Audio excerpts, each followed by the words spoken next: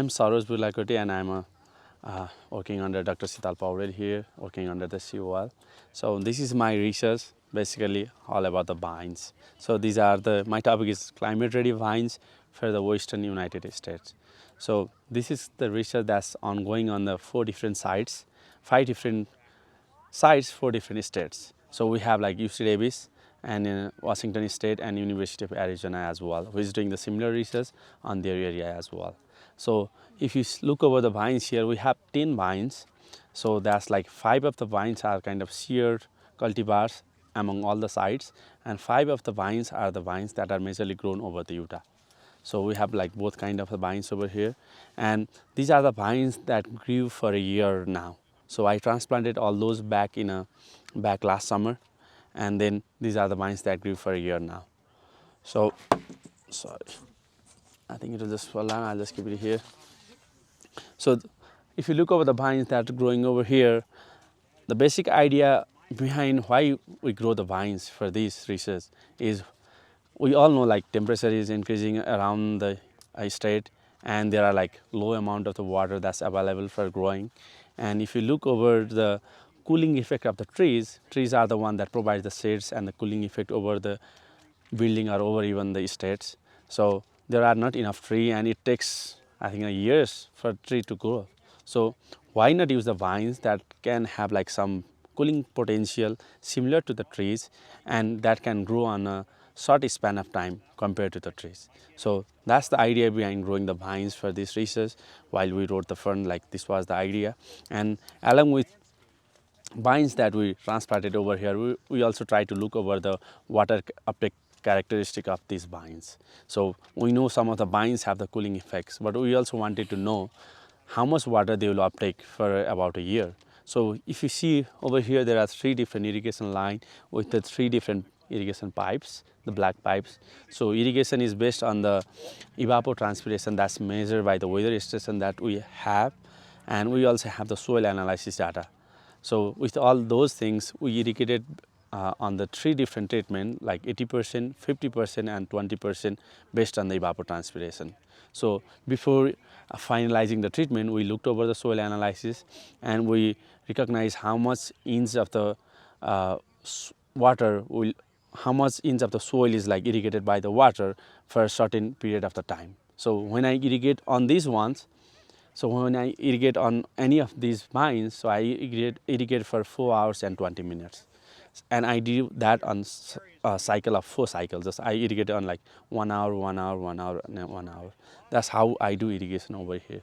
So we're trying to look over the vines that can provide higher cooling potential and also have low water uptake compared to the other vines that have like high water uptake. So if certain vine is doing well on 20% evapotranspiration in Utah, so that's kind of like potential vines that we can grow for the cooling effect around the building or around the state. So the basic idea for all these research and for upcoming years, analyzing all these data, I hope I'll come to certain conclusion, like some of the vines can do better.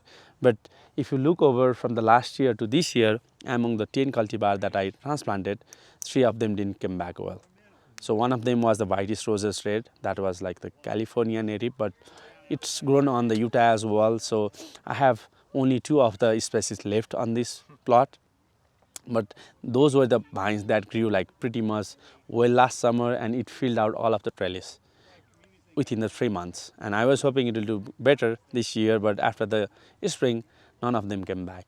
So winter kill on them? Yeah, I think winter killed them, because I'm planning of propagating again them within the greenhouse, because I did a greenhouse research with those plants, because looking over the field, I hope like they'll do great next year too. So I did some greenhouse research as well, and they did pretty well within the greenhouse too. So I'm hoping I'll just transplant those again, and I can like right now say they don't grow here with that data. So, and the other plant is the Clematis. Blue Moon Height is the one that didn't do pretty well. 50% of them died, and the 7 of the cultivar like did well. So on the 2 days rating sheet as well, we only had 7 of those vines because of that one.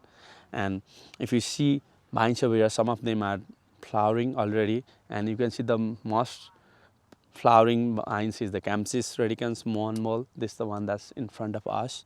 And the other vines that are growing pretty good is the Lonicera honeysuckle. That's flowering this next to this one, and it has pretty good smell as well. So, and the wisteria is the one that's growing all over the trellis. Beyond that, it's hard to even control those vines. So, and they have pretty strong roots as well. So I'm hoping that is the vine that like doesn't take up much water, because they already have a strong root within a year of the time. So if you see over the small wisteria over that one that I transplanted 2 weeks ago, and that's the similar plant that I transplanted last year, and I cut back to the fourth layer. So, I cut back every plant after the spring to the fourth layer so that I can know the canopy growth, and so that I can make it like every vine is consistent. And to look over the cooling potential of these vines, we are taking the thermal camera, or FLIR thermal camera, thermal imaging from the front as well as from the back. So we'll have a backdrop that is like 9 feet and 6 feet wide, black backdrop, and we'll just keep 10 centimeter side of the trellis, and we take the camera with the thermal imaging camera from the front side and from the back side, and we are comparing the temperature of the black space and the space where there are plants. So we're trying to look over the difference on the temperature on those sides. Along with that, we also have the Kestrel things to measure the air temperature, like when on that point of time what was the air temperature. So that's the other thing we are trying to analyze, because we are looking for the data analysis this year. So we are kind of sorting out how we analyze, like how we figure out what's the cooling potential of these vines as well along with that. And we are also taking the pictures and visualizing for the growth characteristic of the plant, and we will also take the physiological data during the October at the end of this summer period as well. So that's pretty much what's going right now over on my vines research. I don't have like much results right now because I'm just taking data my first year. So we'll have like 2 years more of those data of the vines that's grown over here. So let me know if you have any question. I don't have like more of the result to share. This is the thing that I did last year, and so these are the 8 feet tall trellis, and the spacing is 3 meter between the plants. So the basic idea between the spacing is that they don't provide a shade to the other plant, so that like it might affect the growth. So it took us like 2 to 3 months even to dig out all the trellis. It was pretty hard, that one, because I'm not that tall, and even Paul is not tall. So we use the I think we use the other one, the trellis, to hop it, and we dig it like 2 feet down. So that's how it's going on my vines. And let me know if you have any question on this one, if you want to know any of the name of the plants. What were the species, the names of the plants that you have? So I have the list here as well if you want to grab this. These are the 7 pines. I can show by the plant as well. So this is the one, this is the Campsis radicans moon ball. I'll provide you this as well if you need. So that's one with the more flowering.